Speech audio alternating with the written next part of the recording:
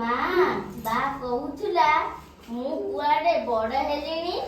8 ବର୍ଷ ହୋଇଗଲେ ସବୁ ମୁଣ୍ଡା ପିଲା ବଡ ହୋଇଯାଆନ୍ତି ରେ। କେମିତି ଗୋ? ମୁଣ୍ଡା ପିଲା ଗୋରୁ ଜଗେ, ବଣରୁ ଫଳମୂଳ ଆଣେ, ମହୁଲ ଫୁଲ ଗୋଟାଏ, କୁଟୁମ୍ବ ପୋଷେ, ସଂସାର ଚଳାଏ। ସଂସାର ଚଳାଏ? ସଂସାରଟା କେମିତି ଗୋ?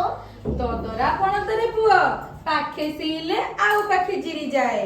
ସବୁଦିନ ଏମିତି ଘାଟେ ଯାଉ ଦେଉଛୁ ମା, ଭଲ କରି ଲୁଣ ଟିକେ ବି ଦେଉ। ତୋର ବଡ ଭାଇ ଚୁପଚାପ ଖାଇଦିଏ, ତୁ କିଆ ଏମିତିଆ ହେଉରେ? ମା ମମତା ଭାଇ କହୁଥିଲା ସେ କୁଆଡେ ବସ୍ତାଏ ଲୁଣ ଆଣିବ, ଚାଉରେ ମିଶାଇ ଖାଇବା। ସତରେ ମା? ସେ ଆଣୁ ନ ଆଣୁ ତୁ ତ ଆଣିବୁ। ମୁଁ ବଣକୁ ଯାଉଛି ମା, ଘୁରି ଆସିବି। ବଣକୁ ଯିବୁ? ଏକଲା ଯିବୁନି। ମୋତେ ଜଙ୍ଗଲ ଭାରି ଭଲ ଲାଗେ ମା, ଗଛ ସବୁ ମେଘକୁ ଛୁଇଁବି ହେଉଥାନ୍ତି। ଏଇ ବଣ ଜଙ୍ଗଲ ତ ଆମର ମା ରେ, ମୁଣ୍ଡା ଜାତିର ମା, ହେଲେ ଦିକୁ ମାନେ ତାକୁ ଉଜାଡ କରିଦେଲେଣି। ଦିକୁ କିଏ ଗୋ ମା? ଦିକୁ ଆମ ଭଳି ମଣିଷ, ମାଣିଆ, ମହାଜନ, ରଜା, ଜମିଦାର, ସାହୁକାର, ଗୋରା ସାହେବ, ଏ ସଭିଏଁ ତ ଦିକୁ।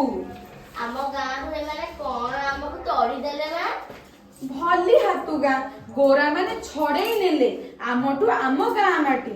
ତୁ ଜନ୍ମ ହୋଇନଥିଲୁ, ତୋର ବଡ ଭାଇ କୋମତା ତୋ ଭଳି ହୋଇଥାଏ। ତୋ ଭଉଣୀ ଦାସିନୀ ଆଉ ଚପା ପୁଟୁ ପୁଟୁ ଚାଲୁଥାନ୍ତି, ହେଲେ ଆମ ଏଇ ବାମ୍ବା ପଳେଇ ଆସିଲୁ। ଏଠି ତୋର ଜନ୍ମ, ଗୁରୁବାରରେ ଜନ୍ମ ବୋଲି ତୋ ନାଁ ବା ଦେଇଛି ବିର୍ସା। ଆମ ଜନ୍ମ ମାଟିକୁ ଗୋରା ହାତରୁ ମୁଁ ମୁକୁଳାଇବି ମା। ତୁ କଣ କହୁଛୁ?